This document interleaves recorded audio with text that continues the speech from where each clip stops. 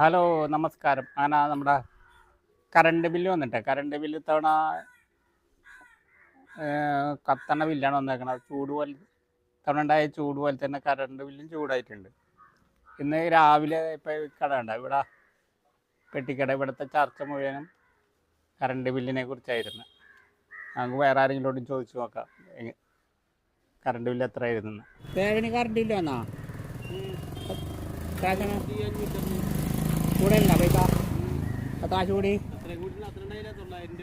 ആ അല്ലേ. അപ്പോൾ ആ 900 ഞങ്ങൾക്ക് വന്നിരുന്നത്.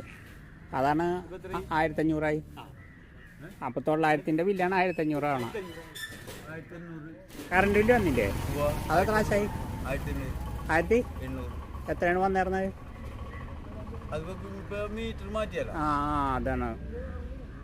കറണ്ട് ബില്ല് അടച്ചാ എത്ര ആശാണ് വന്നേക്കണ? എന്താണ് അത്രയും വന്നത്? നിങ്ങൾ ആരും ഇല്ലല്ലോ വീട്ടിൽ?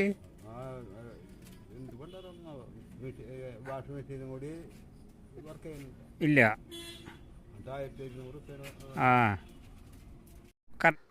ഓരോ തവണ ബില്ല് വരുമ്പോൾ നമ്മൾ ഇത്തവണ കുറക്കണം എന്ന് എഴുതിയിട്ട്, ഇത്തവണ അല്ല അടുത്ത തവണ കുറക്കണം എന്ന് കരുതി നമ്മൾ കുറച്ച് ദിവസം ലൈറ്റൊക്കെ പരമാവധി ഓഫ് ചെയ്ത് വെക്കും. അത് അത്യാവശ്യത്തിന് മാത്രമേ ഇടുള്ളൂ. കാണാനൊക്കെ ഓഫ് ചെയ്ത് വളരെ സൂക്ഷിക്കും. പക്ഷെ അത് കുറച്ച് ദിവസം കഴിയുമ്പോൾ അതിൻ്റെ പഴയ പോലെ തന്നെയാണ്.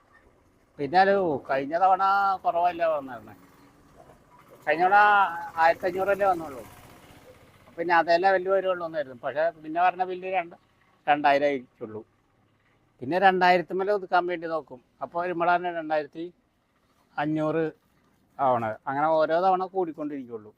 ഈ സിഗരറ്റിനൊക്കെ കാശ് വിടുമേ കടകളിലെ ആൾക്കാർ 5 പാക്കറ്റ് സിഗരറ്റ് 5 മേടിക്കുന്ന ആൾക്കാർ ഒരു 2 കുറക്കും, 3 ആക്കും ആദ്യമൊക്കെ. പിന്നെ അത് കഴിഞ്ഞാൽ കുറച്ച് ദിവസം കഴിയുമ്പോൾ ആ 3 എന്നുള്ളത് 5 മാറും.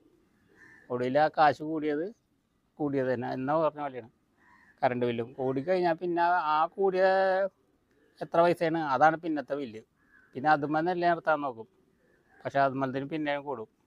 അപ്പോൾ വീട്ടിലെ ഉപയോഗം എന്ന് പറഞ്ഞു കഴിഞ്ഞാൽ സാധാരണ ഉപയോഗം തന്നെ ഉള്ളൂ. രണ്ടാളോട് ഉള്ളതുണ്ട്.